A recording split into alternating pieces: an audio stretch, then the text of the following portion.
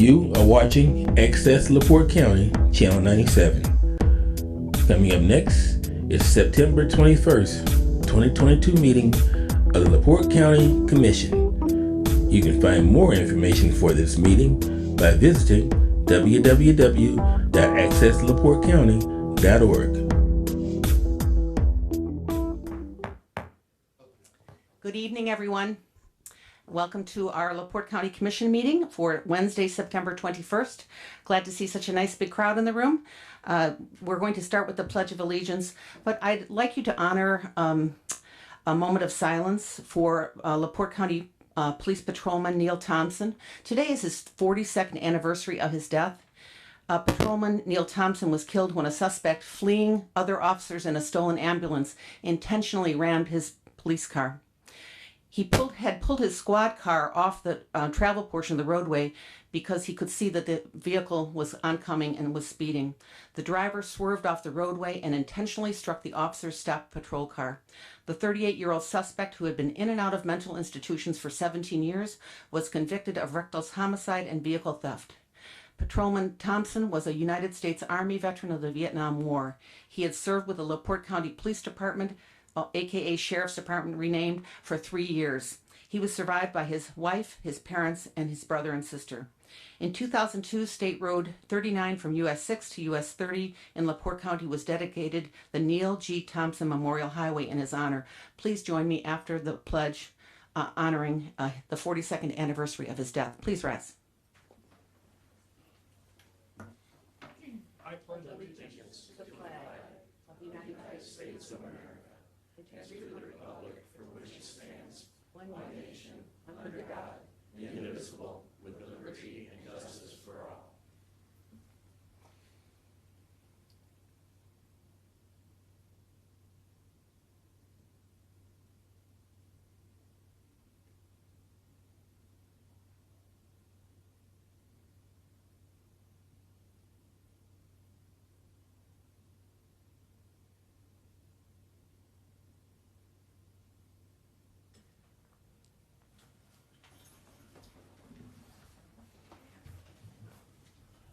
Next, we'll have the roll call, please.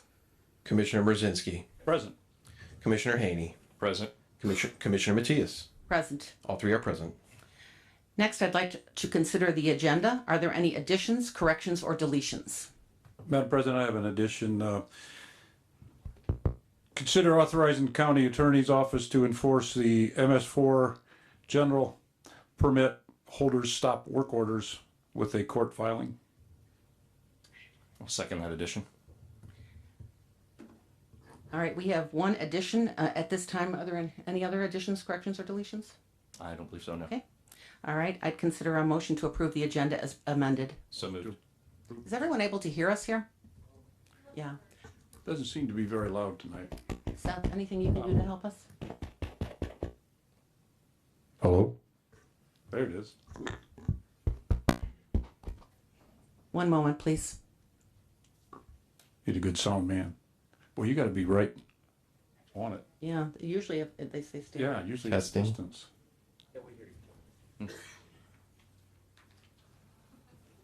Rich, where should we put this? Testing. Your amendment was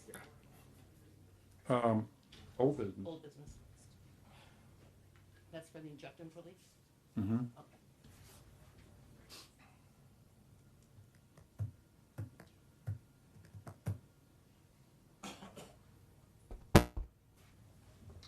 Hello? Hello? Can you hear me any better? Randy in the back, Hey. can you hear? Is it live or is it memory? It's harder for people in the back to hear.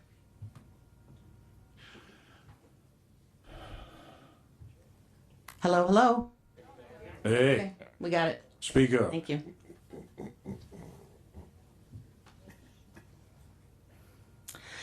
All right, we have amended the agenda to include a motion for injunctive relief. Is it okay, Seth? Yeah? All right. All those in favor of the, oh wait, we have a motion? Does anyone motion? Yeah. Okay, motion and a second. Okay, let's get back on track here. Motion and a second to approve the agenda as amended. All those in favor signify by saying aye. Aye. Aye. Motion is carried. Next, consider approval of the September 7th, 2022 minutes. Motion to approve as presented. Second. We have a motion and a second to approve the minutes of our September 7th meeting. All those in favor signify by saying aye. Aye. Motion is carried. Thank you. Mr. Auditor, please present the claims for payroll and operating expenses. Yes, Madam President. Payroll ending the period 9/9/2022, $1,261,556.05, and operating expense claims for the same period of $7,020,128.84. Thank you, sir. I would entertain a motion. Motion to approve as presented. Second. We have a motion and a second to approve both sets of claims as presented. All those in favor signify by saying aye. Aye. Aye. Motion is carried. Next, we have public comment. I would like to just read a few things from our policy to encourage effective, efficient use of public comment. There's a few things on here about allowing public comment, and you should give your name and your address when you're presenting to the commission. As a routine matter, public comment will be confined to 3 minutes per person. However, the presiding officer may, at his or her discretion, allow a longer time for a given comment if he or she believes it is in the public interest for the normal time period to be extended. The presiding officer may prohibit comments that are deemed frivolous, repetitive, or harassing. The presiding officer may interrupt, warn, or terminate a person's statement when the statement is too lengthy, personally directive, abusive, obscene, or irrelevant, and may request any individual to leave the meeting when that person behaves in a manner that is disruptive to the orderly conduct of the meeting. There's a few other things, but basically, we are asking that you not insult people and make charges. This is a business meeting, and obviously we're in election season, so we know that a lot of people have some strong feelings, and that's America, and that's welcome, but this is a business meeting, so we're hoping we can entertain public comment that follows our policy. So, Mr. Novak, I believe you had something that you wanted to present. Good evening, Randy Novak, 7,000 West, 125 North LaPorte. I'm here on behalf of the LaPorte County Fire Chiefs Association. With me is Chief Andy Snyder from LaPorte, who's the Vice Chair, and Sheriff John Boyd. And we'd like to, I'll turn it over to the Sheriff. He's going to read to you. We're going to honor a young man this evening. Jonathan, could you please come up?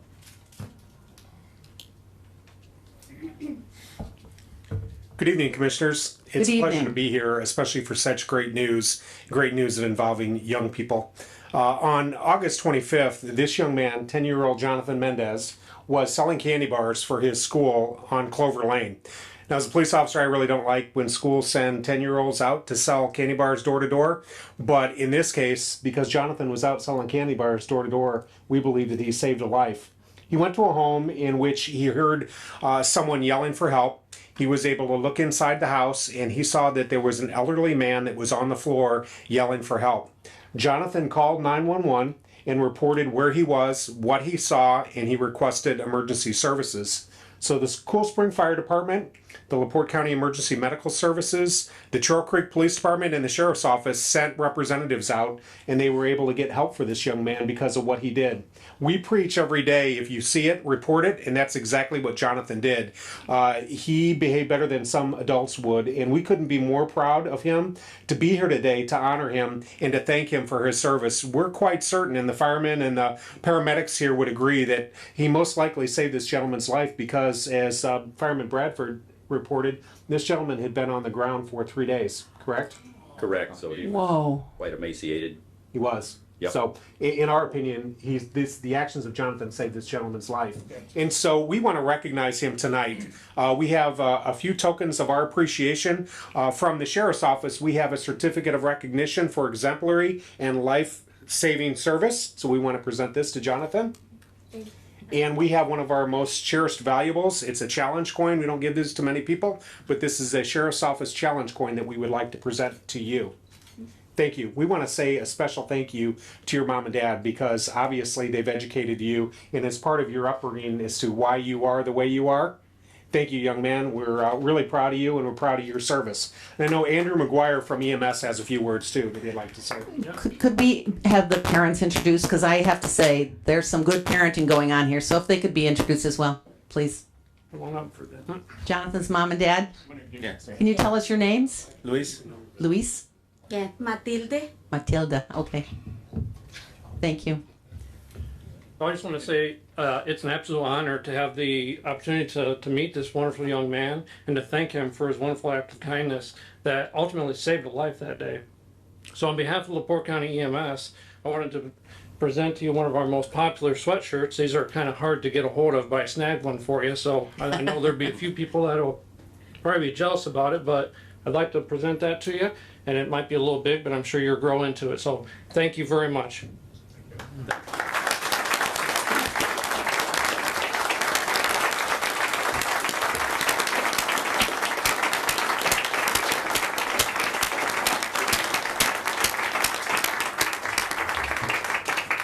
And then, and then lastly, from the LaPorte County Fire Chiefs Association, we have a certificate for you for your bravery actions on that day that saved a life. Thank you very much. Thank you. Is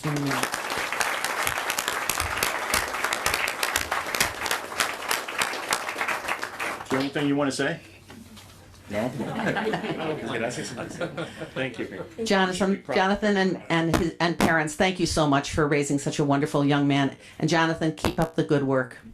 You might be a future emergency responder, it sounds like. He's a 10-year-old at Edgewood School in Michigan City. Great. It's refreshing to hear good Great news. student. Yes. Does a great job. Thank you for coming tonight. Thank you. Thank We you. honor you. Que nosotros les damos gracias a todos por esto que te están haciendo esto a ti y que no tengo palabras para decirles gracias.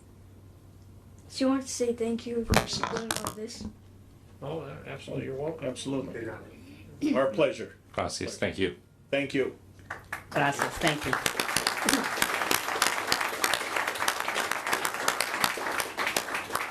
I'm sure that the room would like to thank Jonathan for allowing us to start the meeting in such a positive fashion. Absolutely. Thank you. Thank you. Thank you. Thank you, Fire Chief Association, and all of the emergency responders who are here. That was fabulous. What a positive way to start this meeting. Really appreciate that.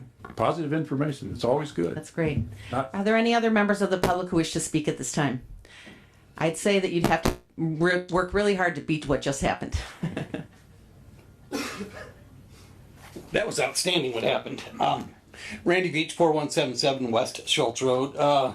The addition of the MS4 calling definitely changes what I have to say today. Your address about what the public is allowed to say, I'd like to question why the department heads are allowed to go a little bit overboard on what they say. A lot of what I come back in here with is based on what you people say or the department heads say. Let's see.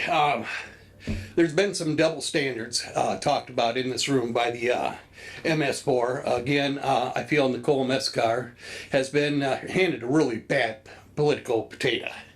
And she stood in here a couple weeks ago and she talked about how you could only have 10 acres of digging, and Selke was only digging minor little areas, so his part didn't count. But yet she turned around and asked you to get it out there that somebody putting in a subdivision, if they were just building one home, had to get all this paperwork done. To me, that's a little bit of a double standard. The Veersall property, she talked of multiple pieces of equipment moving around materials, and then he makes a song and dance about being a farmer and expensive cattle, right? And he claims that he hauls material off the site, but yet he doesn't have to get looked at. I don't understand the double standard. You know, I've been living with a industrial operation on my property line, not 10 feet away, not 100 feet away, on my property line for the last 8 years. I'm really getting tired of this.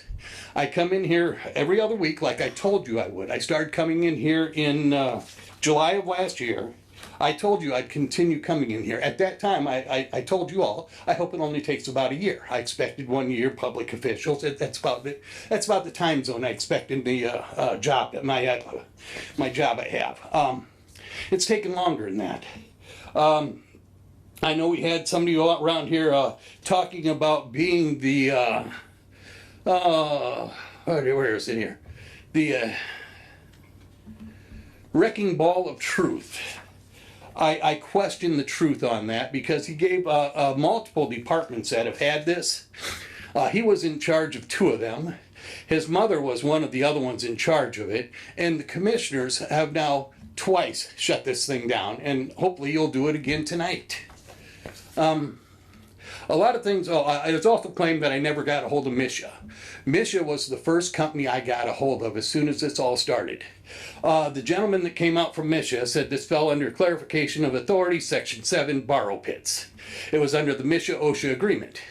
He said what he witnessed was a borrow pit. His words, not mine. He went on to inspect and he said that he would send OSHA out. I didn't call OSHA. He sent OSHA out. He gave me the paperwork when he sent them out. That was the first time that pit got written up.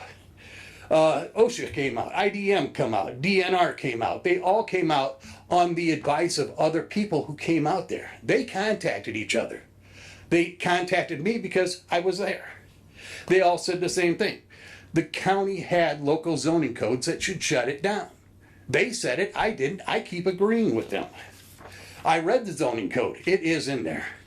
But it said there's no zoning violations with the dance around the table.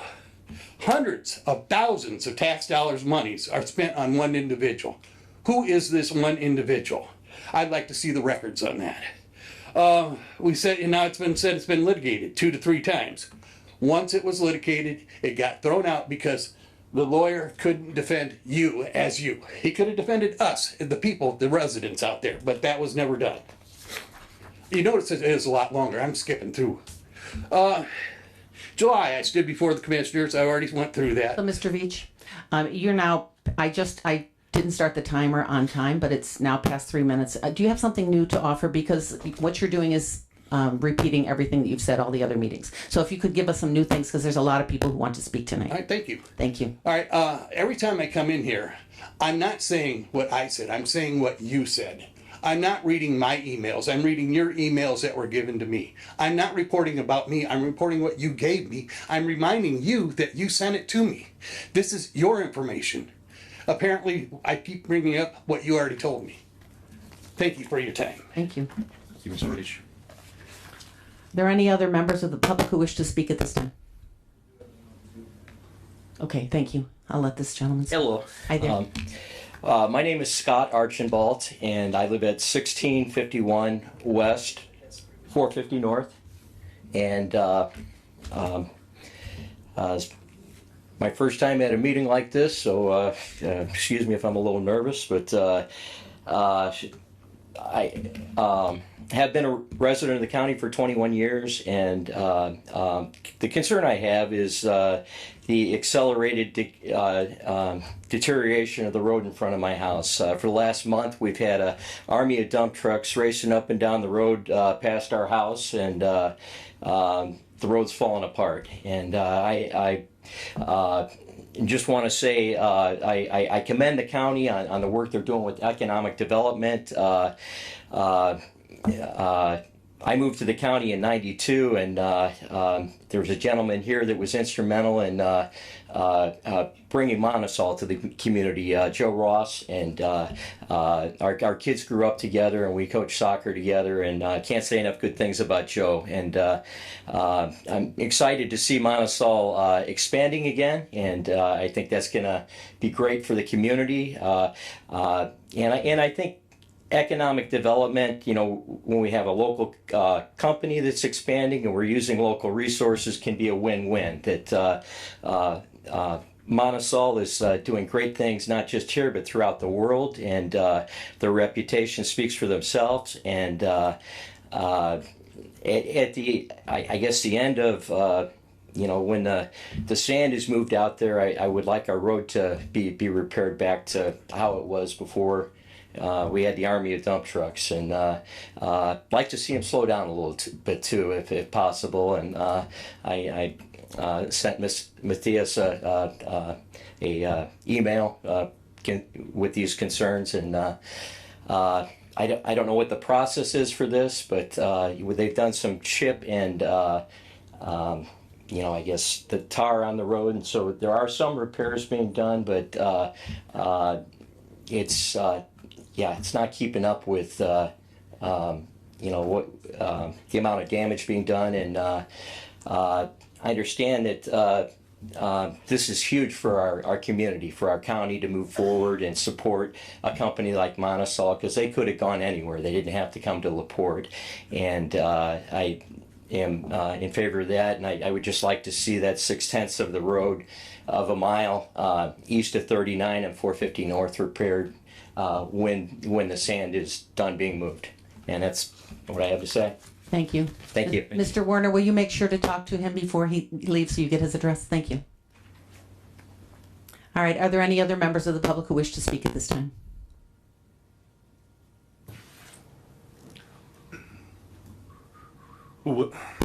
My name is William Allison, 5791 East State Road 104, Walkerton, Indiana.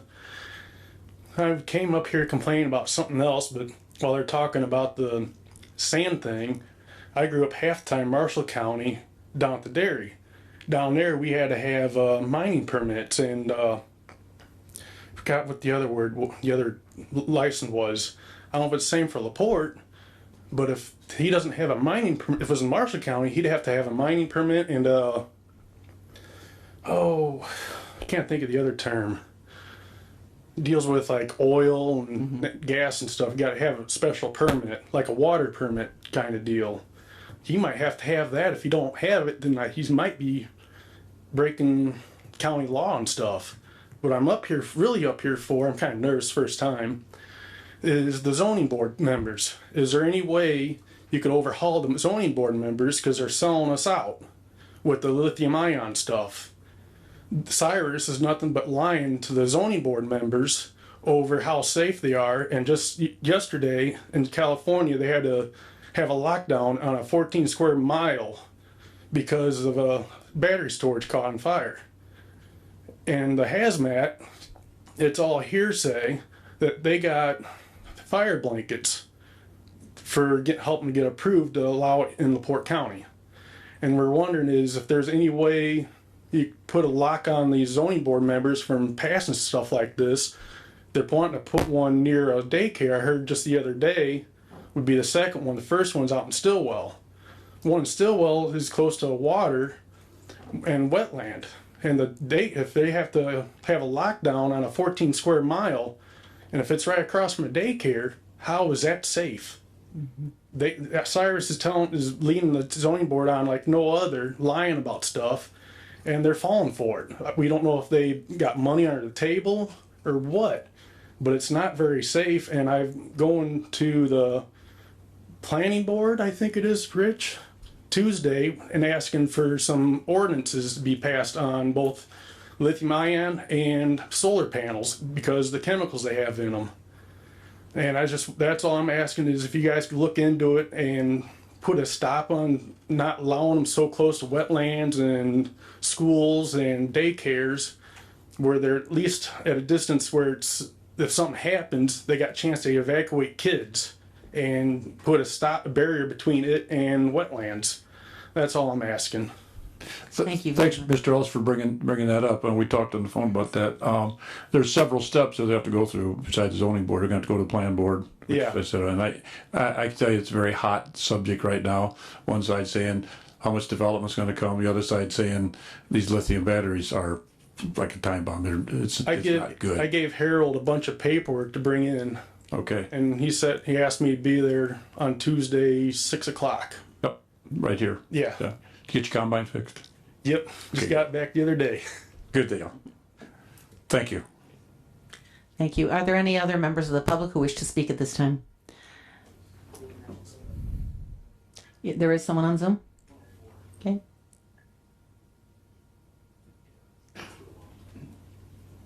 There is. Okay, there I go. All right, my name is Faye Moore. I'm at 515 Gray Street, Michigan City, Indiana. And I wish to speak about item 10B. Again, the mobile van unit for registration and voting. We're still looking forward to seeing when and where the mobile van unit will be placed so that people in Michigan City will have access to it, as well as the Southern County. Thank you. Thank you very much. Are there any other members of the public who wish to speak at this time, either in the room or on Zoom? I also wish to speak regarding old business, section A. Madam President and members of the Commissioner, I'm Nelson Pichardo, member of the County Election Board. Just wanted to address you all regarding what you are going to be considering under 10A. I gotta say, I never imagined 2 years ago when my law firm applied at the direction of this body for a $67,000 grant for the mobile voting unit for this county that it would be received with anything less than positive as a beneficial and a positive endeavor for our county. I never thought that. For anyone to make claims that either political party intends something nefarious or questionably ethical about the van, it's just plain wrong. Since there has been no evidence of misconduct by officials of either political party in the administration of our county's election, there has been none. And as reference, please check out Indiana Secretary of State Holly Sullivan's report on integrity of this county's elections if you have any questions. What a few individuals have done is stoke doubt and create suspicions so toxic that organizers of this past weekend Sunflower Fair in LaPorte didn't even want the van there for fear that it would be deemed political. Let me be perfectly clear and put this on the record, and as I've said in our election board meetings, I helped write the application. There are no restrictions from the grant source, which was the Center for Tech and Civic Life. There's no restrictions or prohibiting use of the van for nonpartisan voter registration, for receiving absentee ballot applications, or for use as a mobile early voting unit. There are no restrictions. In a state with the second worst level of voter participation in the country, it's in all of our interests to increase voter participation, whether that's Republicans, Democrats, Libertarians, Independents, it doesn't matter. The purpose of the thing is to get people out, to increase the vote, to increase the voter turnout. So we're not the second worst in the country. That's the whole purpose. Our office made it clear to emails to the clerk and other county officials that there always needs to be trained representative of both major parties aboard the van. There's no one can wear a partisan shirt or jacket or buttons, that the only generic register to vote clothing that can be worn, and that the van should be viewed as an official extension of the county government, which means no partisan politicking allowed. It's that simple. Let's immediately stop the suspicions and the unfounded inferences, the baseless conspiracy theories about vote harvesting or concerns about election integrity, and let's just get the van out and used. Let's work together to institute what Ms. Faye Moore is talking about, getting it out in city, getting it in South County. We just want to have the van used, and I hope that my comments regarding the grant application shed some light and helps your decision under old business. Thank you for letting me speak. Thank you. Is there anyone online who wishes to speak at this time? Okay. Mr. McCormick? Rodney McCormick, 617 Union Street. Hello, everyone. The voting van is a sore issue for a lot of people. I was hoping that the van would have at least been in Michigan City to make sure people can actually have a place to go vote. To me, a lot of us as candidates are very lazy. If we want to get up and get people registered, just get up and go do it. You don't need a van to go do that. You just fill out the form, go turn the form into the voter registration office. You don't need a van to do that. What we need that van to do is make sure everyone gets a chance to vote. Michigan City and some of our neighborhoods, we are in the single digits, low single digits on voter turnout. And contrary to what Mr. Pichardo would like to say, a lot of our people don't like to come and vote, be it black or white, because they're tired of the same old candidates doing the same old nonsense. Sitting here watching you guys argue and bicker, listening to the disrespect coming from the commissioners, Ms. Mateus, Rich Mazinski, it's sad. And people just get tired of it. And everybody's turned off with it. So the van is not going to make voter increase. And my last thing I would just like to say, Where were you guys at the last election? Why was you guys not concerned about the van then or the bus? You didn't say one word about it. And y'all trying to turn this into Republicans don't want to do nothing for the blacks and this back and forth. It's sick. Just get up, Miss Mateus, or anybody else that's a candidate, Rodney McCormick, get a clipboard and just go out and register people to vote. That's all I would like to say. Have a good night. Go Wolves. Thank you. Any other members of the public who wish to speak? Good evening, Commissioners. Good evening. Madam Chairman. I'm Kathy Kroback, 1509 Monroe in LaPorte. I've been compelled to come here and talk about this ban because there are statements being made that aren't right. And after a while, I had to come in and make some statements myself. As you know, I was clerk of the circuit court for 4 years. I ran 6 elections, the last one being the presidential, which was overwhelming. We had thousands of absentee ballot applications. We had 8,000 absentee ballots. And even to get to that point, we had hundreds and hundreds of voters' registrations. They didn't come through the clerk's office. They came from all over. People fill out applications for voting through the state, through BMV, candidates do it. Everybody can fill out an application to be a voting member of our county. The clerk has no control over voters' registration. They don't have any say-so in that office.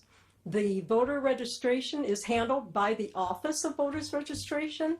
It is not handled by the clerk. Ms. Stevens knows that. When she was in that office back in the day when I was clerk, she was reminding me over and over, that's our job, we're in voters registration. Well now, voters registration is in charge of voting or signing up the voters to vote. I have to read something first. Let me read this. This is an article that was in Hometown News, and it's a little clip at the bottom. It's a paragraph, and it says, first of all, they are not election administrators. This is Ms. Stevens commenting about the commissioners. My biggest fear is that we're going to have all this paperwork that comes in and is not filled out properly. Therefore, we cannot process it, and then we are going to have a disaster. We're going to have people who think that they're registered to vote and they're not registered to vote. What I don't want is a bunch of paperwork coming back that's no good. This really needs to be left to the hands of the people who know what they're doing. That's voters registration, not the clerk's office, voters registration. You know, the commissioners and you all were here when I was clerk. You step in periodically when it's needed. You are overseeing the election. That's your job. The clerk administers it. You oversee it. If you remember, and I don't know how many of you were around, but back in 2017, when I was clerk, I questioned the opportunity of putting voters under the umbrella of the clerk. There are 92 counties in the state of Indiana. 5 counties in the state of Indiana have the clerk's office and voters separate. They are not together. Voters is run by the party, clerk is run by the clerk's office. I suggested that they go under the umbrella of the clerk, and it was voted down by both parties. They said we've done it this way for 50 years, and that's the way it's worked out very well. And so at that point in time, voters registration is run by the political parties, not the clerk. So, I mean, this is what we're doing now. We're trying to run voters registration from the clerk's office. Back in 2020, during the big election, it was what Mr. Picardo said, it was a topic of discussion during the campaign that we should look to get a van in the county that could be a mobile van for registration and voting. It was discussed, it was a campaign item. And the clerk made that a campaign item and we talked about it, but we were way too far away from that at that point. Now the claims are being made that you can't use it for registration. That's not true. The grant does not specify that it cannot be used for registration. It can be. And let me look, I have a suggestion. I think that everybody should use it. I think during registration period, voters registration should use it. You have a political party Democrat and one Republican that run the van, take it out to schools. What happened to the schools? Take it to schools, festivals, let's get these people registered. And then when it's voting time, and I think that's October 11th if I'm not mistaken, when it's time to vote, then let's let the election board take the van out and get workers to carry it forward and take it out into the county and take it to the outlining areas where people can vote. I don't have a problem with the commissioner. I think if I was clerk, I wouldn't have a problem with the commissioners overseeing that. It's your property. You have the title to it.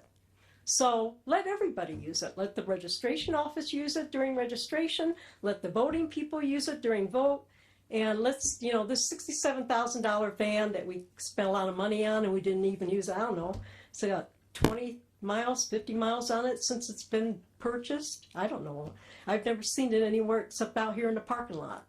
So it's very poor planning for talking about we're going to use it for this and that. We're going to get the people out and vote. There's no plan for it at all. There has been no plan for it. So I commend you for taking a hold of it and trying to get something done with it because it needs to be out on the road. And right now, it needs to be out registering people to vote. Thank you. Thank you. Are there any other members of the public who wish to speak?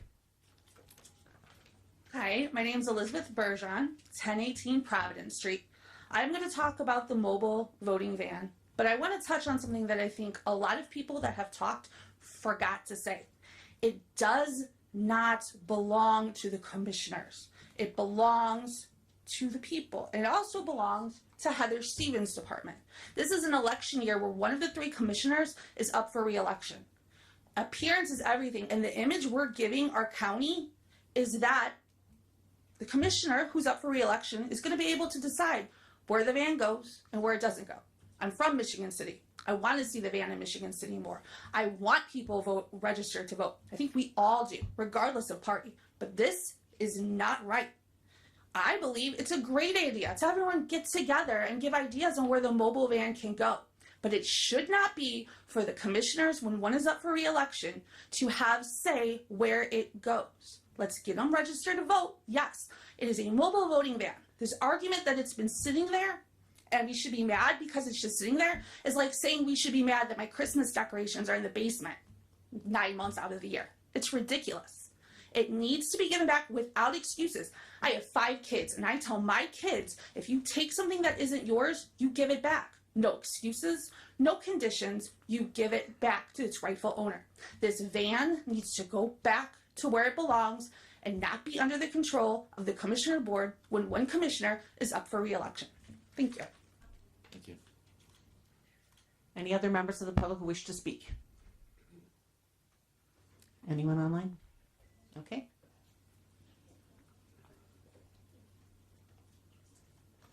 Somebody's notes here. Oh, these are for us to read, I guess.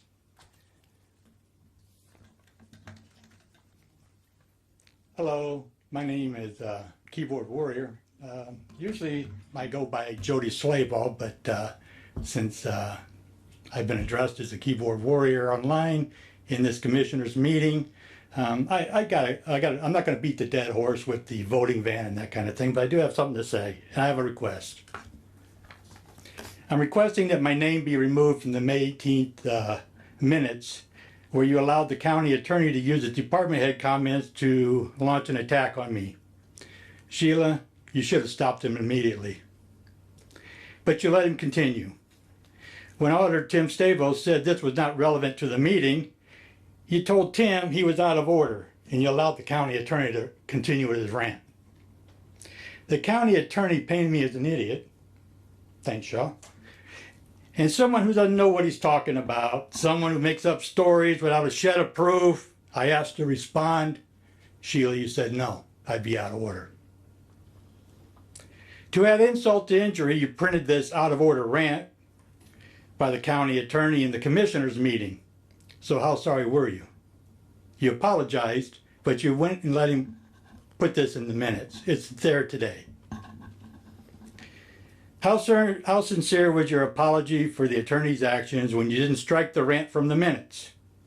I could respond to each of those claims by the county attorney, but that would probably be viewed as a personal attack, something this council and the attorney are very good at doing. But I want to put this matter aside and respectfully ask that you remove the county attorney's attack on me from those minutes. I don't think they're appropriate. Thank you for returning, I'll touch on the van. Thank you for returning the authority of the voting van to the election board where it belongs. I didn't miss Faye Moore's suggestion of using that van in heavily populated Democrat areas. And 20 minutes later, Mr. Merzinski repeated those exact same areas. Those areas are about a block away from polling areas. That's where you want to put the van. We know how this works. I'm happy you guys are undoing the mistake. Thank you for that. Lastly, I don't have a pedigree that most of you have. I'm just a repair guy. Been fixing stuff my whole life. No letters after my name, but the older I get, the more I realize that some of the dumbest people I know are educated. You guys with your identity politics are shameful. You chastise the public for attacks, yet throw darts daily. Because a guy is in a database doesn't make him a part of a group. It makes him a contact. Maybe somebody would call. You guys all have contacts in your phones. Your actions reflect on whoever's in your contact base? I don't think so. What happened to a man being judged by his actions?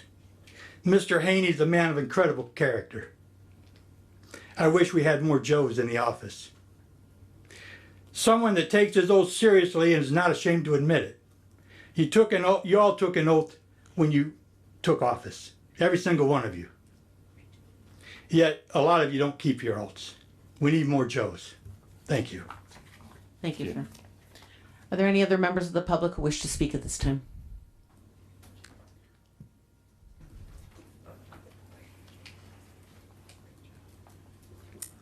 Commissioners, how are you?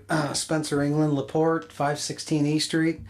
One thing's for sure about this van, everything we do with it needs to be documented. It goes back home, it's supposed to go back home to whoever owns it. And we need to make sure this plan includes how, when, where the van's going to be used, establish times of its use in each location, and guess what? For about $20 a month, you can put a tracking system on the van to make sure it's where it's supposed to go.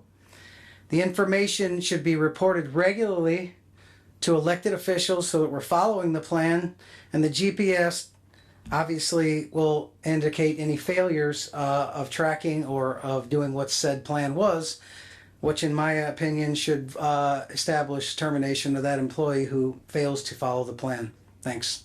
Thank you. Thank you. Any other members of the public who wish to speak at this time?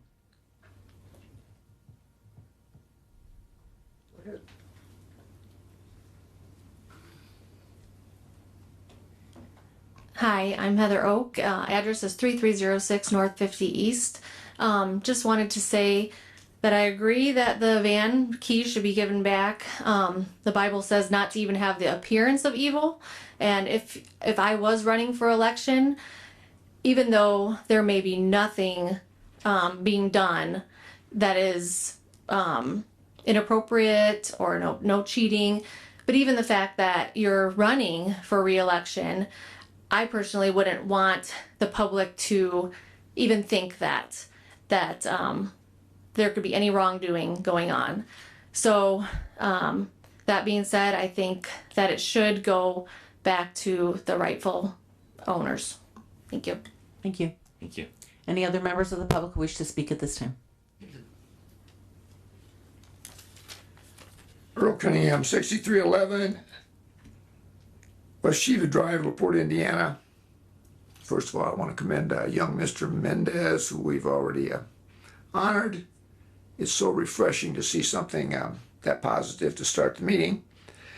I'm going to get away from the voting. I think everything's been said there. Something new was just expressed this evening. Mr. Picardo just stated that he helped write the grant on your behalf. So my first question would be, at which commissioners meeting did you vote to seek a grant for the van?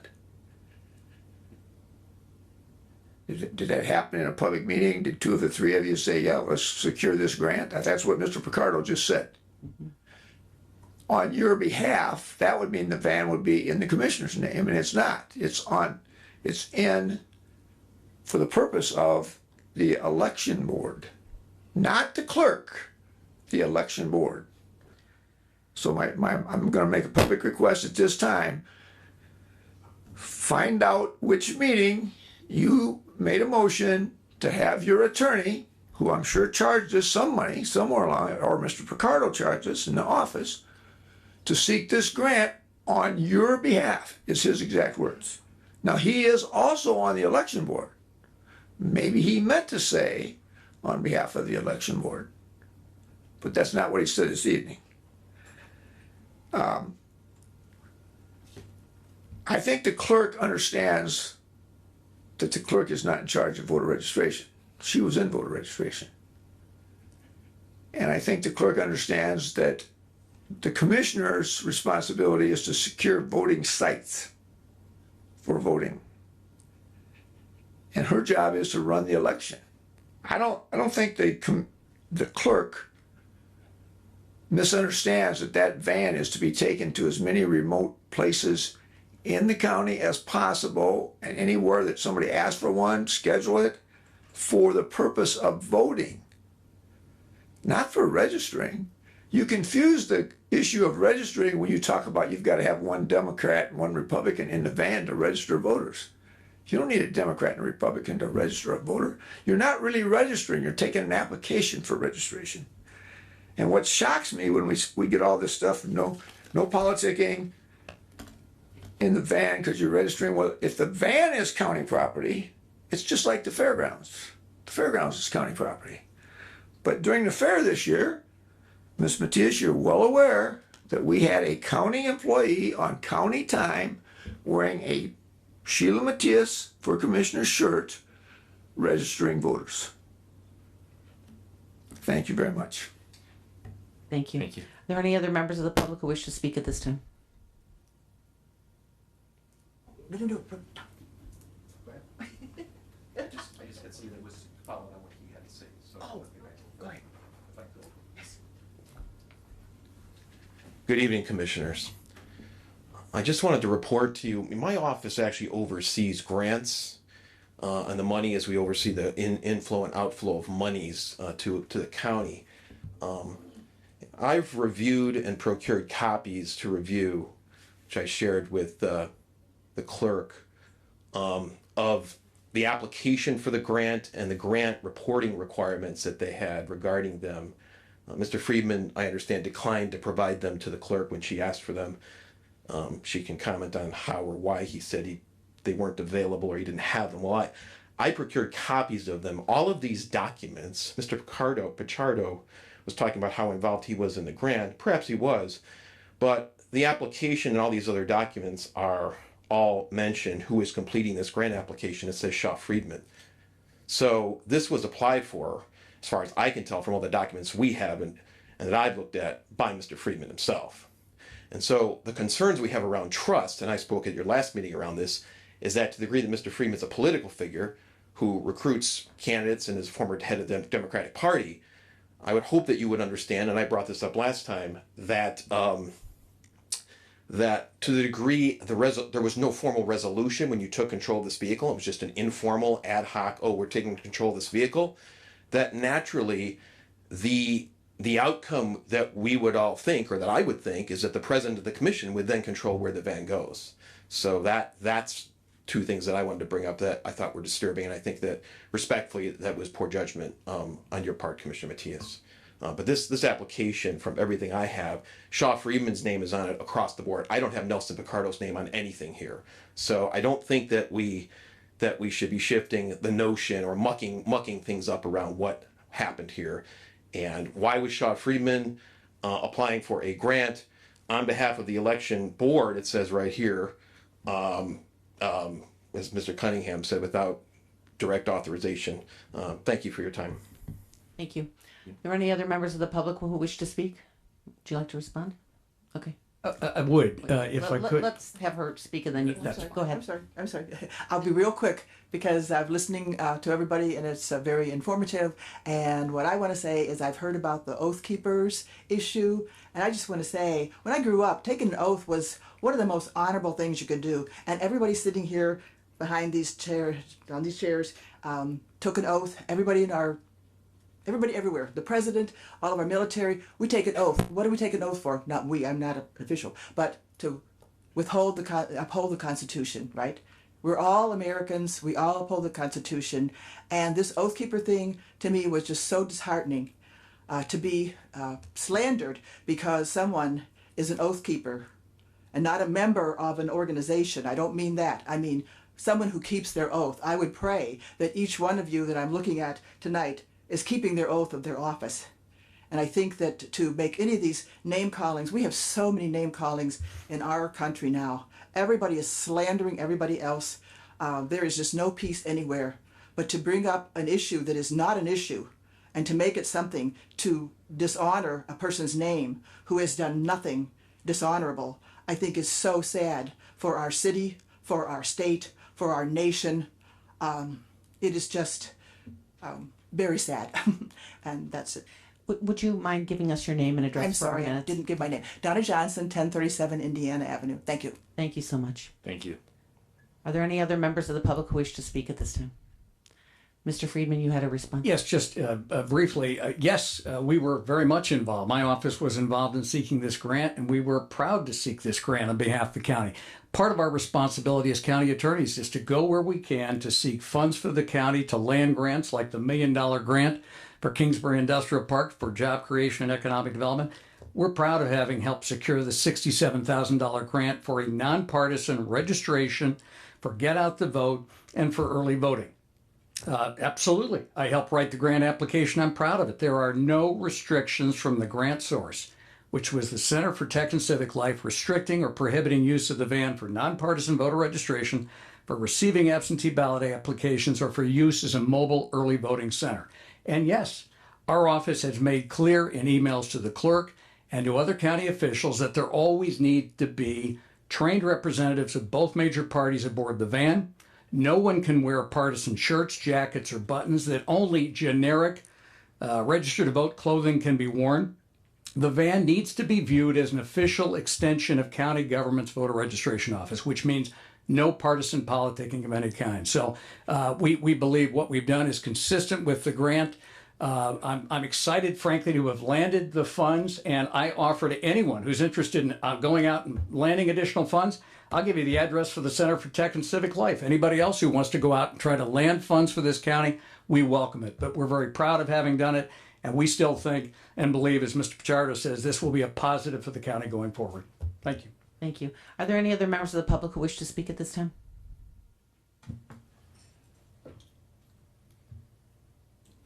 Good evening.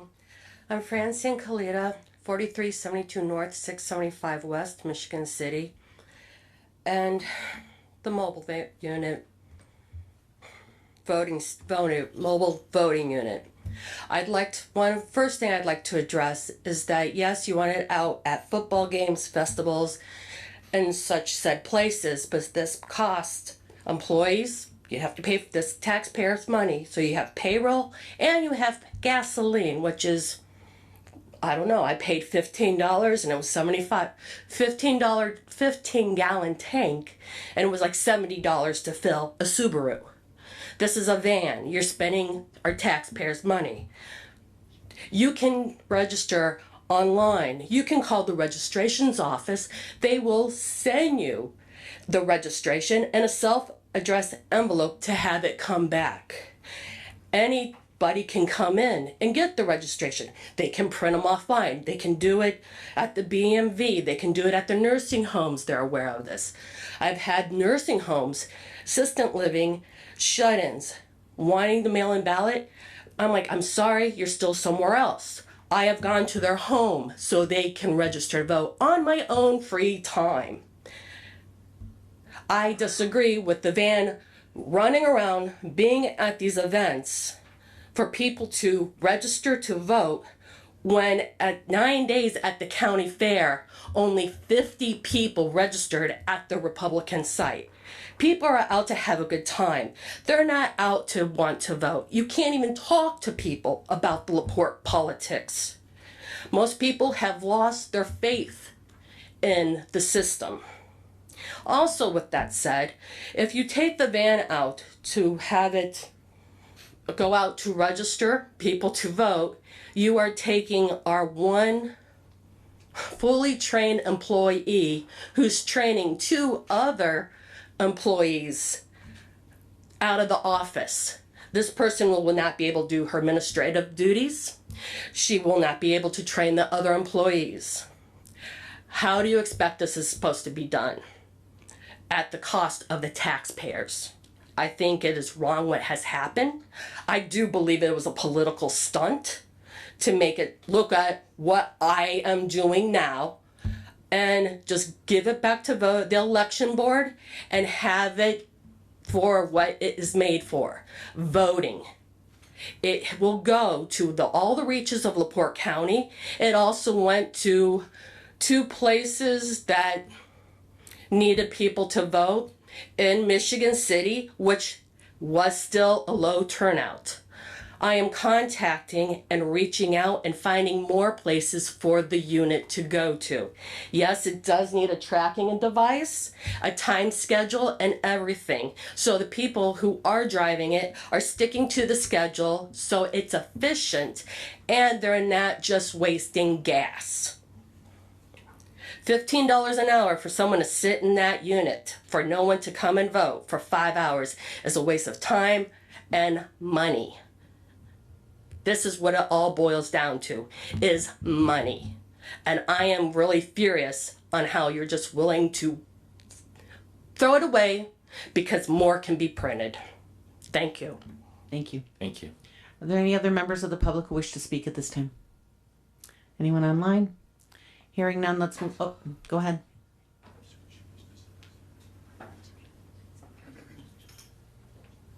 Good evening, Alan Stevens, Chairman, LaPorte County Republican Party.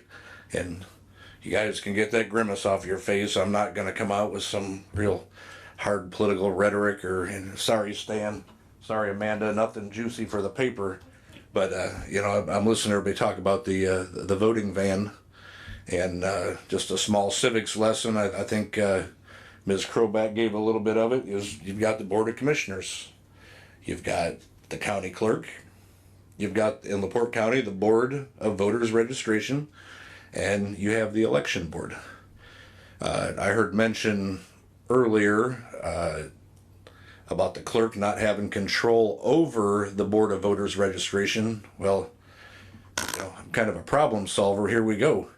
All you guys got to do tonight is amend your agenda and have a unanimous vote to move voters registration under the clerk's office, and it's done. Easy peasy, lemon squeezy. Thank you very much. Thank you. Thank you. Any other members of the public who wish to speak at this time? April Daly, 1707 North 675 West. I don't really understand the issue with the van. I mean, the purpose is to get people to vote, to get people registered to vote. We are, just like the former, the attorney had said, I'm sorry, I don't know what his name is. It was purchased through a grant so you can get people to vote. We are the next to the last in the state, in the entire United States. I don't understand the problem. I mean, we all watch the news. Our democracy is at stake, period, end of story. We want people to vote. We have to get them to vote. So can you help explain why this is a problem? I don't understand. It's on the agenda later, but I appreciate it. That's all I need to hear. Thank you. Thank you. Anyone else online, Seth? All right. Hearing none, let's move on. Next, we have department head comments and reports. Are there any other department heads who wish to speak at this time? I would. I'm Connie Grammarosa, and I'm a LaPorte County Councilwoman, and I'm also the liaison for voter registration. So I went down to voter registration. We've been having a couple issues down there. First, I'd like to congratulate Gail Keynes on her retirement. I guess she's leaving on October 1st. We have a new person who has taken that spot, and she'll be coming in. She's being paid as a part-timer, and she'll be coming in as a full-timer once Gail has retired. One of the things that she has already told us is she will be on vacation November 1st through November 8th. That is election week. So a department that takes hundreds of phone calls, the person that they're going to put in that spot is taking vacation. So when we talk about like what we need in the departments, that might be something that you guys would like to address, because I know that they fall under you, the commissioners. I'd like to go through a few things, and I understand your rules here that you have, and you want everyone to be civil. But I also here have your press release. And on your press release, you say, Commissioner President Mateus to County Clerk. I think maybe instead of it going to the County Clerk, maybe it should have gone to the Election Board. It says, you want control of the van, it's yours. Now get the bipartisan van to festivals, events, high schools for voter registration. You go further down, it says, in frustration only because under this clerk, and again, maybe because you don't understand like the different parts of our departments, she's not in control of registering voters. But you continue to say, the voter van acquired 1 year ago has apparently only been in one community event in a year. It sits gathering rust and dust. So let me read a list here. And this actually comes from voter registration, not from the election board, not from the clerk. Voter registration, the ones who actually do the job. The van was out on April 25th from 9 a.m. to 1 p.m. in Fish Lake. It was out again from 2:30 to 4 o'clock the same day in Cambridge Apartments in LaPorte. On Tuesday, April 26th, it was out from 10 a.m. to 2 p.m. at the United Methodist Church in Rolling Prairie. Wednesday, April 27th, it was out once again from 10 a.m. to 2 p.m. Thursday, April 28th, it was out from 10 a.m. to 2 p.m. at Maple City Square Apartments. Friday, April 29th, it was out once again from 10 a.m. to 12 at the Lakeland Estates, and then again the same day from 1 p.m. to 3:30 at the Boulevard Gardens in Michigan City. So when we talk about being rough languaged and spreading lies, black and white does not lie. This is on a white piece of paper with black ink where this van was. Quite honestly, I think you owe all three departments an apology, because you sat there putting out press releases demanding another elected official to do her job, and it's not her job. Mm-hmm. You say that the van hasn't been used in a year, collecting rust and dust. And what do you think that they drove down there and did this with? I mean, this is appalling. The behavior is appalling. You sit there and you give us our rules and regulations for the public on what they can and cannot say, but yet you do what you want, and here's the proof. So I hope you do take it under advisement and that you do send out an apology to everybody, because they definitely deserve it. These girls in voter registration work very, very hard. They are out there and they are busting themselves trying to take those calls out. And I gotta tell you, before we had this van, how were people getting registered? You claim that now all of a sudden we need this van to register people. You want to take it out and you want to register people? Have the Board of Election make arrangements with Ellen Stevens, the Republican, and Dr. Cora, the Democratic company chairs, and have them make the arrangement and have that out. I heard Shaw Freeman sit here and say, well, it's an extension of county property. And you said nobody will be campaigning on county property. But for 5 or 6 days, we had Gail Keynes wear a Mateus t-shirt on the county fairground property. And not only was she registering people with a Mateus shirt, she was also getting paid by we, the taxpayers. And that is wrong. So thank you. Thank you. Thank you. Are there any other department heads who wish to speak at this time? Hearing none, let's move on. No one? Okay, let's move on. Next, we have requests. Consider permission to approach the council to purchase a printer copier for the Nature Center. Mr. Sobecki.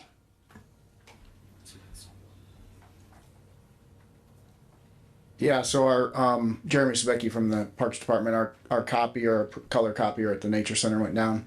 I sent you guys pricing from Kemp's.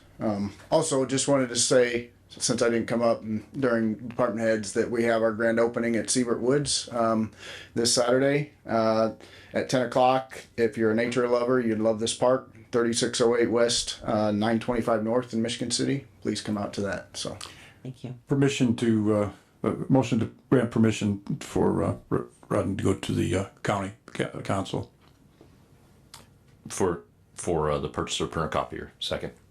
We have a motion and a second to consider permission to approach the council to purchase a printer copier for the Nature Center. All those in favor signify by saying aye. Aye. Aye. Thank you. Motion is carried. Next, we have consider permission to approach the council to purchase office furniture for the new Rolling Prairie Highway Garage. Mr. Werner. Good evening, Dwayne Werner with the Highway Department. As you know, we are in the midst of building a new facility for our Rolling Prairie Garage.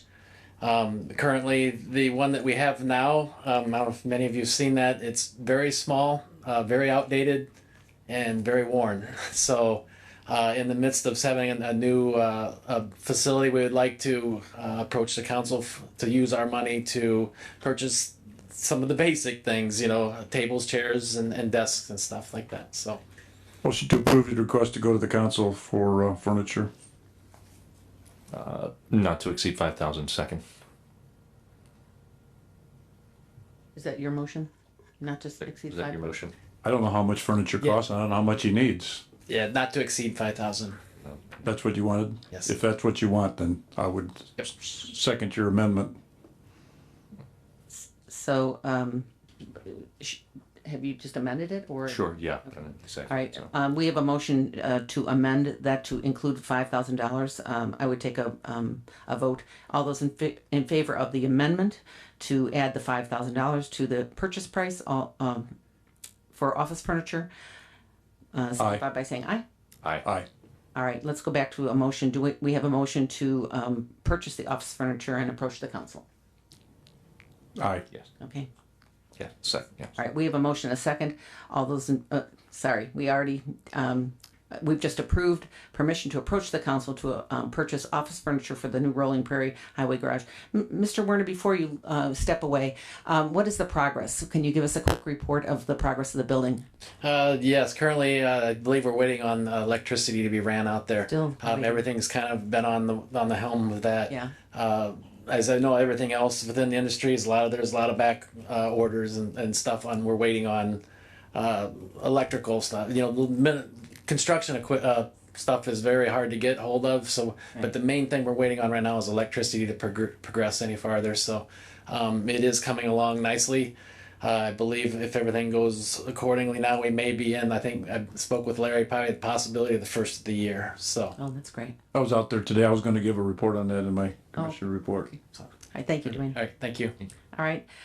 Next, we have old business. Consider first reading of a mandatory commercial truck ordinance, along with accompanying fee schedule and authorized collection of any past due truck ordinance fines. Sheriff Boyd, Dwayne Werner, and Laura Nierenberg. Good evening. Really?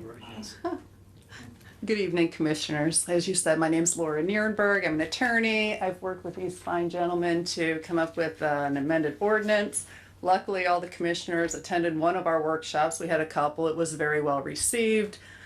So I don't know if anybody has any questions, but I'm thrilled to answer whatever. If you could just summarize for the public what this ordinance will do. Sure. In fact, we put together a digest that does just that. As everyone knows, we passed the initial ordinance in 2020. Since then, we've learned a lot of things. We added a superloads category so that we could increase the permit fees for those unique circumstances that require engineering, design, and analysis for bridges and things of that nature. Ultimately, the goal is to maintain the roads in LaPorte County. I mean, that's ultimately what we want to do. We want to keep the funds here. So the state law enables us to adopt an ordinance, allows counties to adopt an ordinance to do just that. We did that. Now we've learned a few things over the past couple of years and we tweaked it accordingly. So the digest does go through everything that's been changed very broadly. I mean, we can get into the nitty gritty if you want. The Highway Department, thank you, Mr. Warner, put together a fee schedule for us. You'll see the thing that is different is that we added the superloads to the back, again, to address those unique circumstances. And then the ordinance itself is rather lengthy and boring, sorry about that, but I think it's pretty clear. And again, if you reflect on the digest, it will point to the changes on a very broad scope. Thank you. Sheriff, anything? No, I think it's really important that we're able to capture these fees and keep them here locally so that it can come back to the general fund and potentially help with enforcement or offset the cost of damage to our infrastructure and roads. And as a reminder, we in law enforcement aren't out trying to generate funds to run government, but I don't think it's too much to ask for payment for potential damage to our roadways, and that's exactly what that does. Rather than send the bulk of the money down to the state of Indiana and only have $4 returned here to LaPorte County, where it's only specific to our training needs, this way we can capture and keep it all here locally. Thank you, Sheriff. Thank you. So this is the first reading. We'll have our public hearing at our second reading, correct? Okay.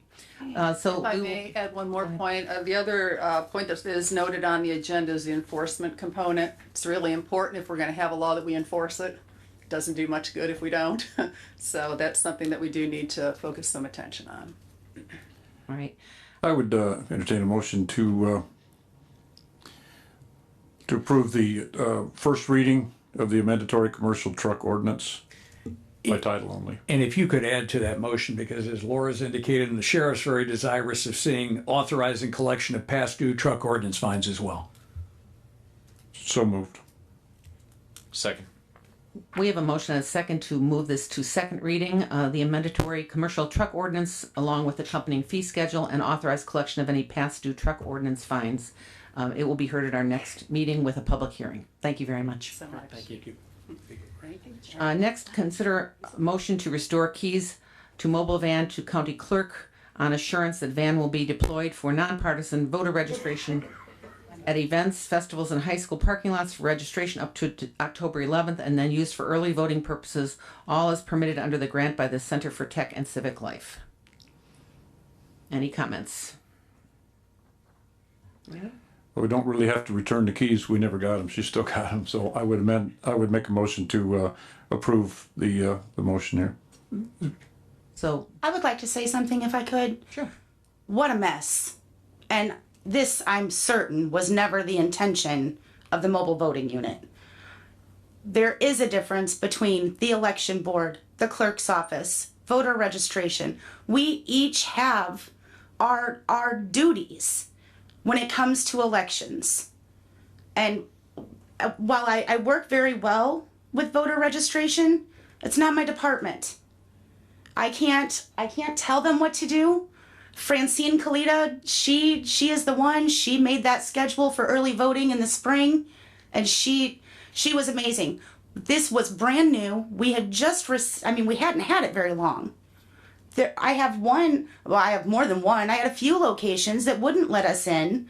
I was contacted after the primary by a township trustee who said I got a phone call asking if we could vote in this van, and he said, "Is this thing real?" So I think now everybody knows, yes, it's real. So I think that I hope that even though this was such a mess, and it truly was, this has been horrible. I hope that it at least brings the awareness that this mobile voting unit is here. We're getting it out. I do, again, registration is out of my lane. And I think that we do need to work something out with voter registration. And Commissioner Matias, when you had reached out to Gail Keynes by email, Gail then talked with me, and it wasn't very long after that Gail was no longer in the office. Right. So down a person, again, lots of election law tied to this. So is your suggestion that we, the motion is to restore keys to the mobile van to the county clerk? So you're saying you think it should go to the voter registration office? I think it should go to the county election board. Election board, okay. I think that I've seen that is who the grant was applied under. And I think that it should be with the county election board. Okay. We have no problem working with voter registration. I have no problem working with both party chairmen, and I have no problem working with the commissioner's office. So, Mr. Mrzinski, you do have my key. I have a copy. I don't have the original. I don't have the original. You never brought the original. There he goes. And if you don't know the difference between the original and a copy, that's what it is. It's a copy. You got the original. You have the original, right? I do. Okay. I do. Then Do you have a copy of the sheriff's department's keys? Yeah. That is my question. No. All right, are there any other comments about the motion to restore the keys? Yeah. So we haven't had a motion so maybe we need to change that from returning the mobile van to the county clerk and rather return it to the election board. Madam President, I would move to return control of the van to the election board. Second.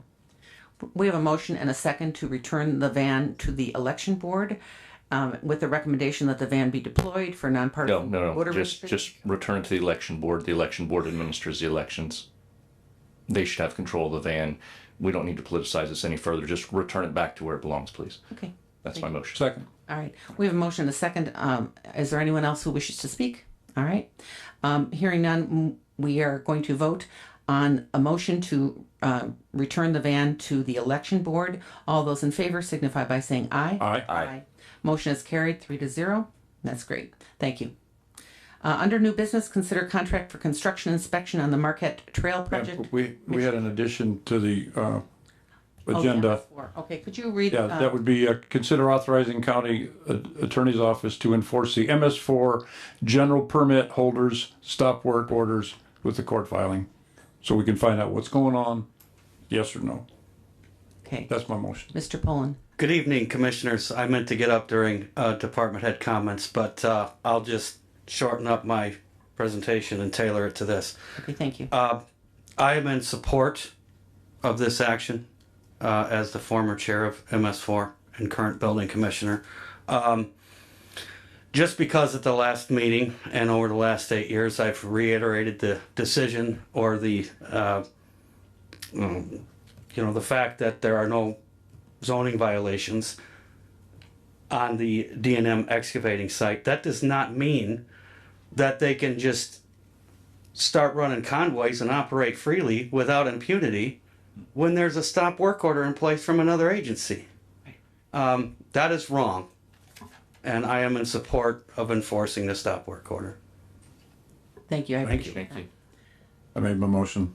We have a motion on the floor to allow our county attorney to seek injunctive relief after an investigation and supported by our building commissioner. Do we have your support? Yes. Okay. Second. We have a motion and a second. Actually, just very quickly, would this be better done through the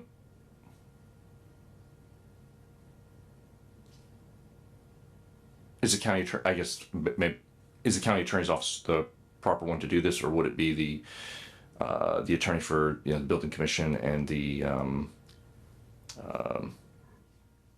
I guess MS4's attorney is under, be under MS4, so it would be the county attorney. Yeah, All right. MS4 is under. And my second stands then. Okay, we have a motion and a second on the floor to investigate the stop work order issued by the MS4 operator, who is me, and seek injunctive relief in the courts if so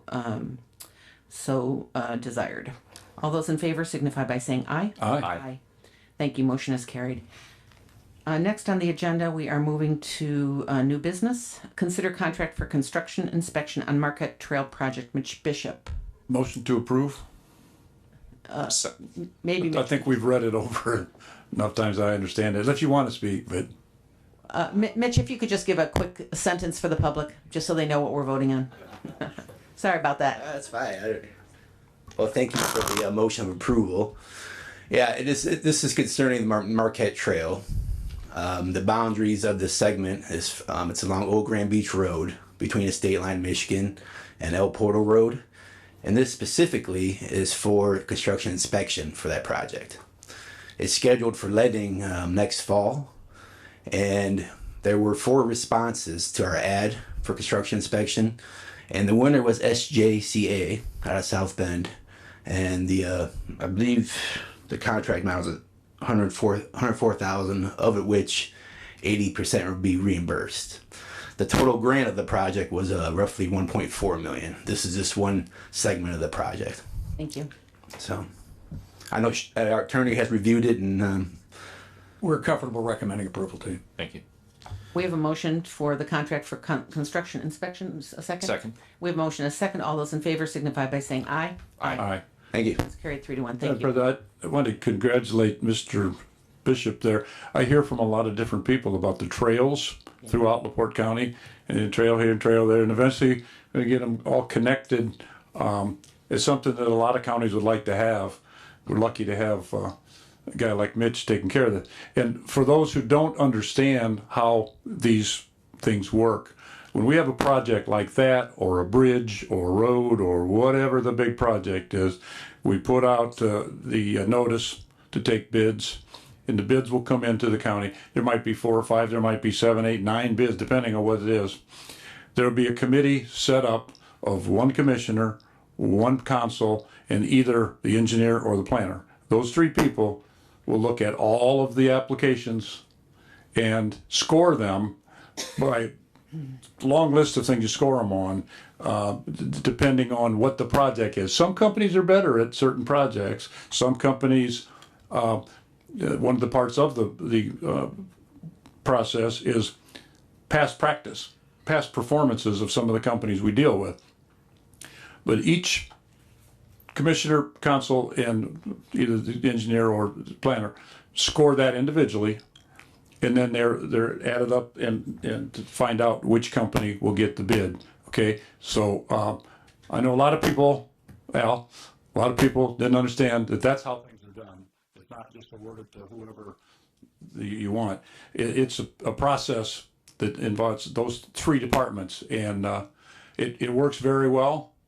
And I think that a lot of counties don't do it that way, but we're very, very transparent on the way we award plans. So, thank you. Thank you. All right, we have a motion and a second to approve the contract for inspection on the Marquette Trail project. All those in favor signify by saying aye. Aye. Aye. Thank you. Next, we have consider contract with Peterson Consulting Service. Mr. Stavos. Yes, commissioners, this is something that we've been emailing about. This is the State Board of Accounts has been talking about one of their audit findings was around proper accounting for capital assets related to the 2019 audit before I came around here. So you've seen the contract. I recommend approval. This is to bring the capital assets reporting current through year-end 2021, and I believe the amount of the contracts is for $11,100. Thank you. Yes, we're comfortable with the contract, and I don't know if Mr. Stabos has seen the email I sent about 4 o'clock this afternoon. I was suggesting a slightly expanded scope so that Peterson can provide an amended policy that complies with State Board of Accounts guidance.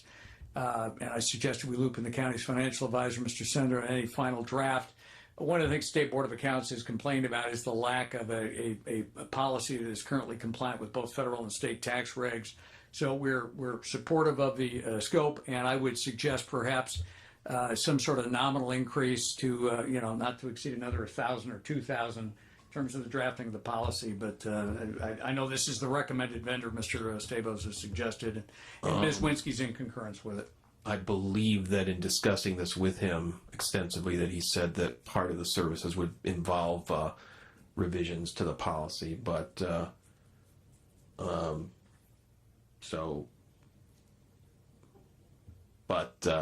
yeah, if we can be assured of that's part of the scope. Otherwise, I'd like I'm recommending that the motion include that the scope be expanded slightly so that the amended policy complies with state and federal tax regs. No objections here. And I'll make that motion. So moved. We have a motion to support the contract with Peterson Consulting, and we have a second. All those in favor signify by saying aye. Aye. 3-0, thank you. Next, we have consider $3,351.58 claim to Kelly Hamilton for damage to vehicle from the county lawn from a county lawnmower. Motion to approve. Second. We have a motion and a second to approve the claim for damage to a vehicle. All those in favor signify by saying aye. Aye. Thank you. Motion is carried. Consider settlement for Laurent Ross versus LaPorte County Sheriff's Department. Mr. DiMartino. Good evening, Commissioners. Good evening. Mr. Ross was a detainee in our jail in 2018, and in September and October of those years, he had medical issues. He subsequently sued the county jail as well as the healthcare providers and a couple of individual deputies. We were successful in getting dismissal of the individual deputies, and the healthcare providers were also dismissed out, but the court said that there was an issue of fact over Mr. Ross's claim that the jail was understaffed, and that's the reason why he was sitting as excrement for a period of time. So the case was set for trial in October. We went to mediation. We went to mediation a couple weeks ago, and we thought that it was best that if we were able to get a settlement in the amount of $25,000, which is significantly less than it would have cost the county for us to try the case. And let us be clear this was really the cost of defense. Let us be clear on the record. There is no proof or evidence that Mr. Ross sat in his excrement for days, and that Mr. DiMartino and I defended on that issue, and the settlement is considerably less than what was proposed and would be less than if the case were to go to trial, and that's why, along with the sheriff, we're recommending approval. Thank you. Motion to approve the settlement. Second. We have a motion and a second to approve the settlement, Ross versus LaPorte County Sheriff's Department. All those in favor signify by saying aye. Aye. Motion is carried. Next, we have. Thank you. Thanks, Mr. DiMartino. Next, consider November 8th, 2022 general election polling locations. Ms. Stevens?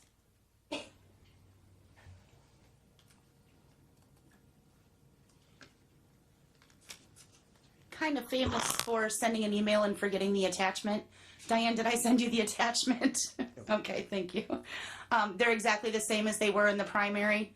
We don't like to move those things around if we can help it, because that does confuse voters. So everything is exactly the same. We are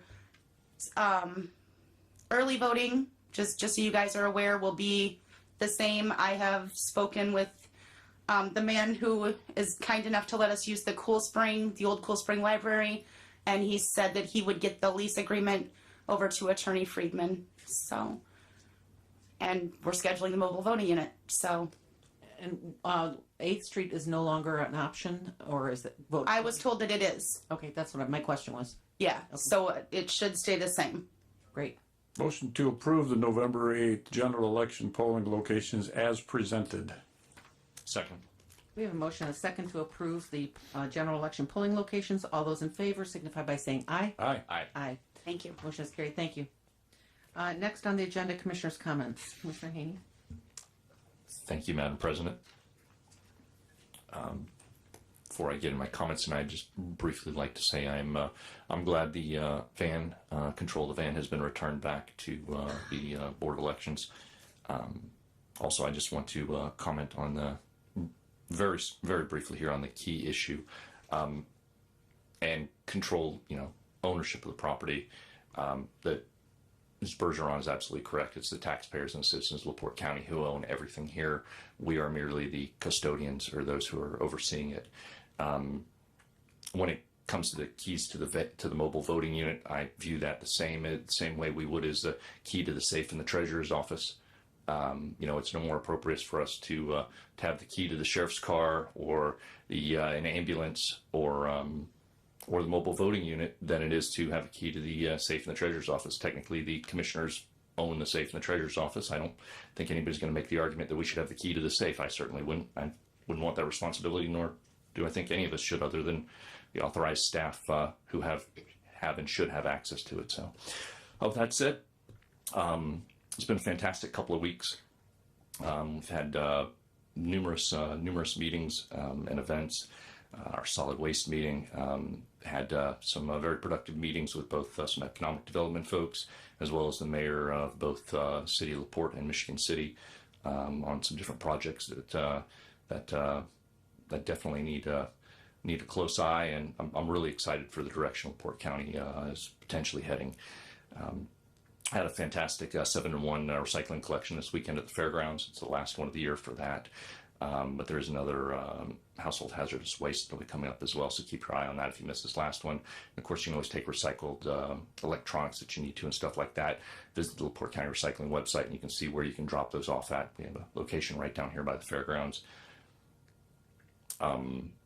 But still some more upcoming festivals. Obviously, these past couple of weeks, we celebrated one of my favorite at Harvest Fest right down the road from me in Door Village.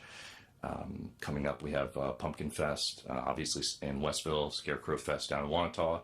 And while we're on the subject of a couple of these things, there's also the Salvation Army is doing a Stuff the Bus campaign right now. So go to different supermarkets like Al Supermarkets and stuff like that. The pantry shelves are really short from what I'm hearing at a number of the different locations, especially the Salvation Army. So if you're interested in helping with that, it'd be great to get those shelves stocked back up, especially as we're going to be entering into the fall/holiday season to try and revamp some of that. And you can even get some voucher coupons at places like Al's and whatnot for some of those cold items that you can get to the food pantry. That way they can give them out so they're not keeping things like milk or some perishable items like eggs on hand there, which is really good to see.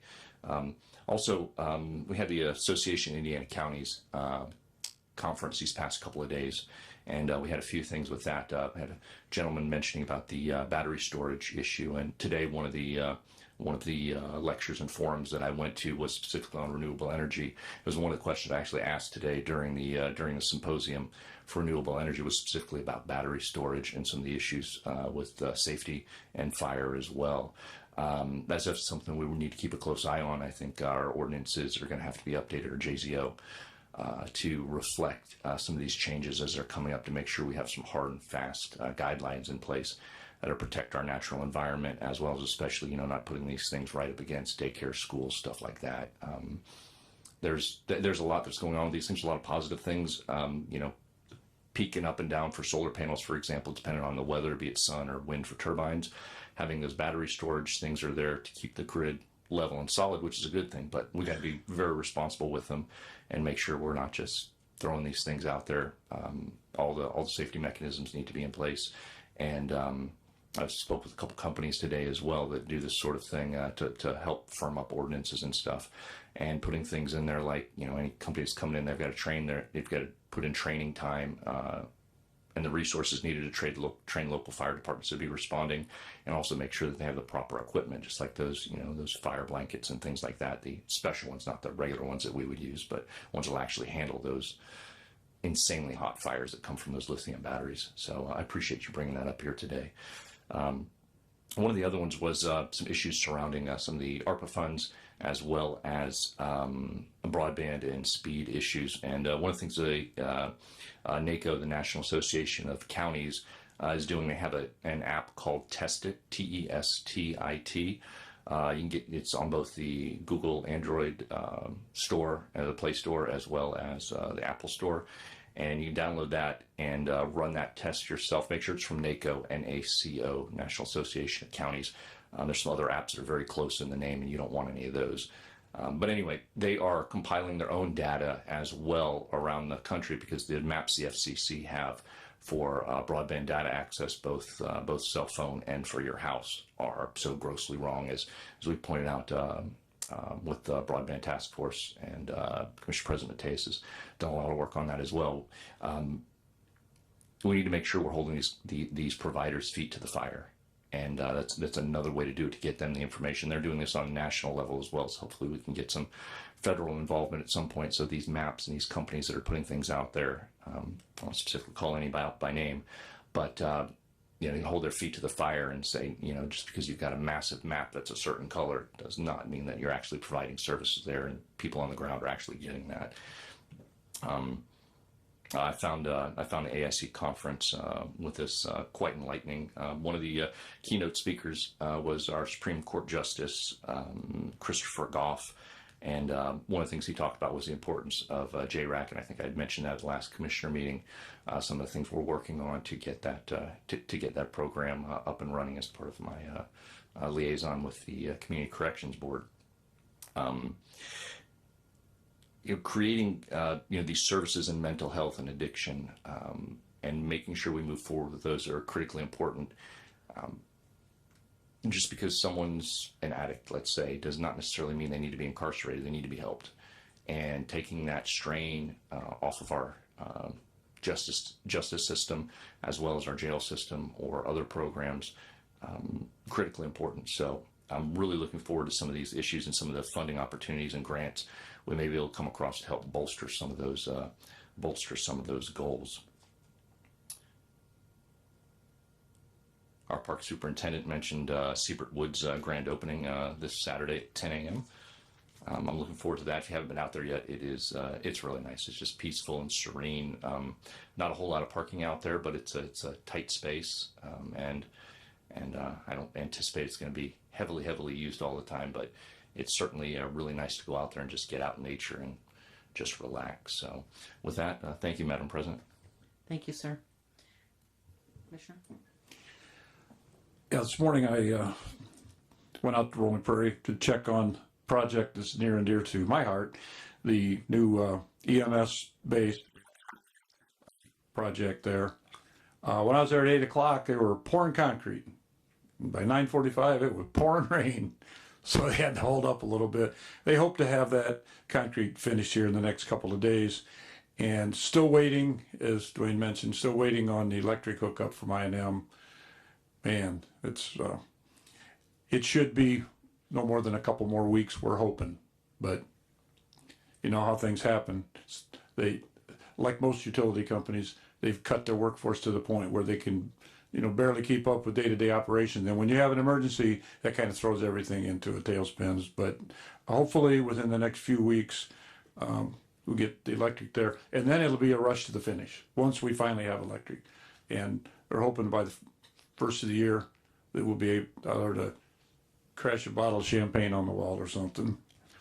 On the 8th, I met with the staff there from Congressman Banks. I'm going through congressmen one at a time to try to get this VA clinic here in LaPorte. And we had a plan. We had a great plan. The Congress was going to vote to rename the clinic in Mishawaka after Jackie Walorski. And we thought that would be a good time to put a little rider, like they like to do in Congress, just throw something in there at the last minute to also open the clinic here and rename it, to name it after Jackie. Literally 15 minutes after I hung up from the staff of Congressman Banks, they said, guess what? They just took the vote. We didn't get our rider in time. Doesn't mean we're going to quit. I'm still stirring up as much support as I can possibly do. I want to get that here for our veterans. Also met on the 12th with our Lieutenant Governor, Suzanne Crouch. Had a really nice chat with her.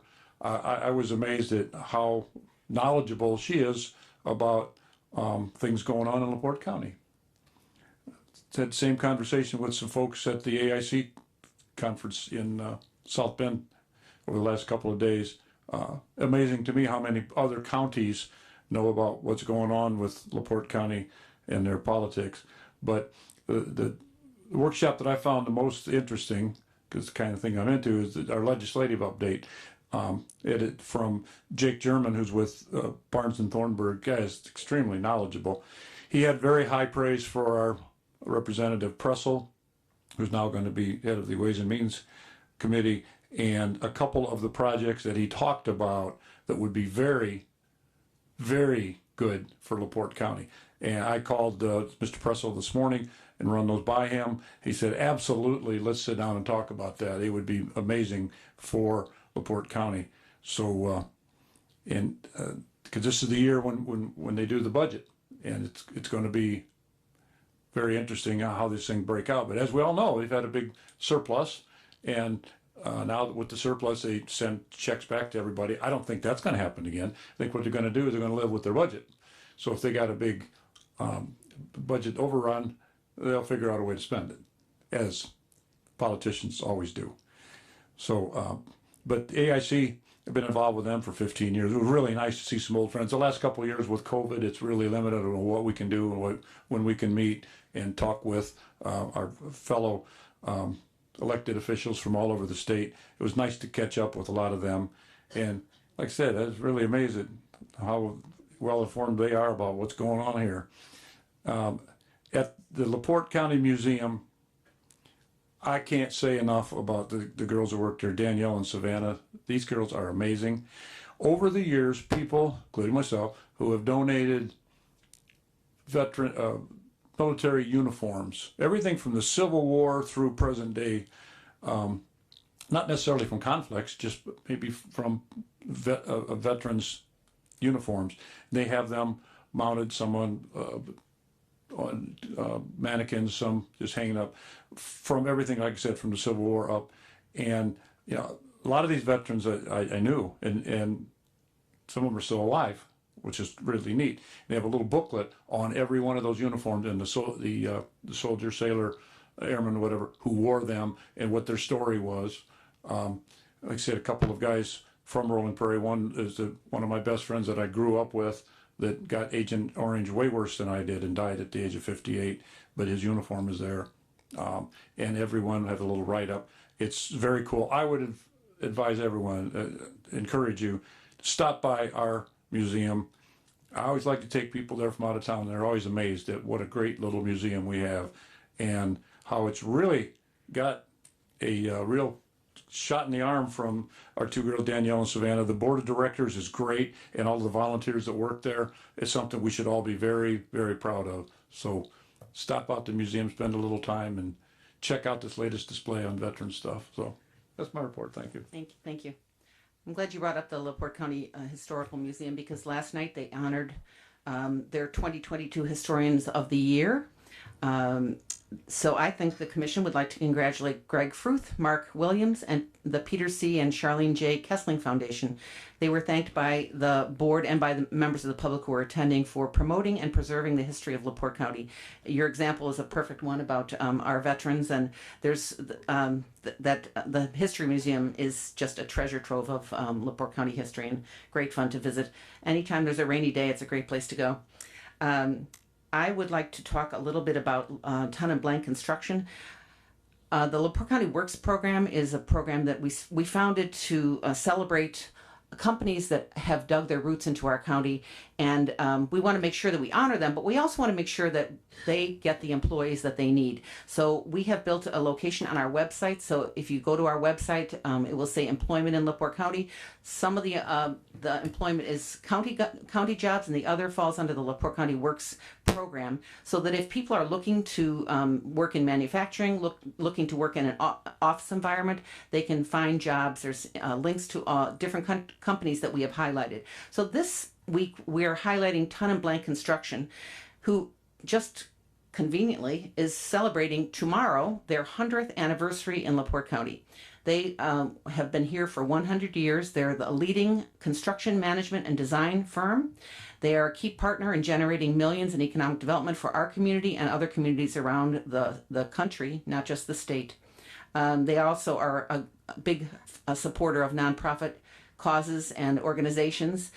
They like to help us with buildings for nonprofit organizations. They often will do projects like for the Boys and Girls Club, the A.K. Smith Center, Unity Foundation, etc. In 2020, their company grew in a new and innovative way. We opened Northwest Development Midwest Trade Center. The three commissioners and I were there at the opening, where there were 5 new companies. Promising us about 450 jobs. Ton and Blank was there, and at the time it seemed kind of an odd thing because they've been here 100 years, so why are they starting a new division?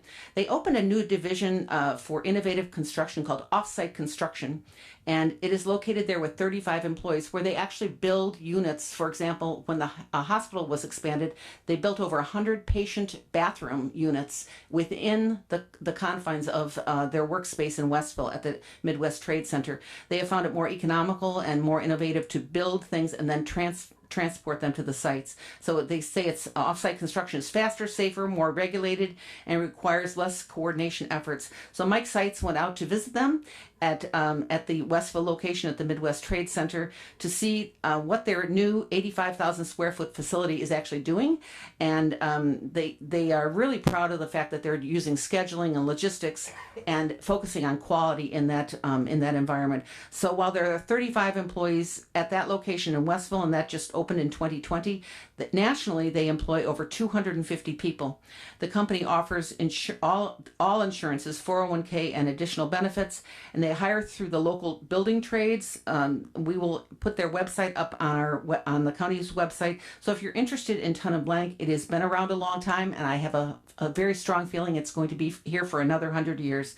So we thank Ton and Blank for being an integral part of our community. And with that, I'd like to thank everyone for attending this evening, and the meeting is adjourned.